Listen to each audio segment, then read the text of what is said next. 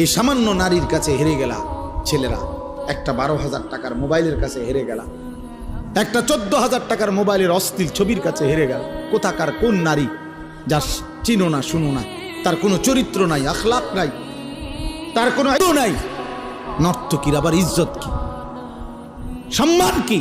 তো বেহায়া, বেপর্দা, অসভ্য নারী, তাকে দেখে দেখে সুস্থ সবল একটা সুন্দর জীবন যে যুবক নষ্ট করে দেয়, তোর চাইতে বড় আহাম্মক আর কে হইতে পারে? বেটা বেউকুফ, কি দেখে নষ্ট করলি নিজের? একটা বাজে, নোংরা, একটা দুশ্চরিত্রা নারীকে দেখে দেখে, যে নারী সারা পৃথিবীর জন্য নিজের ছবি ছেড়ে দিছে, এর কোনো লজ্জা শরম আছে কিছু? তাহলে এর চাইতে নিকৃষ্ট অসভ্য আর কেউ হইতে পারে?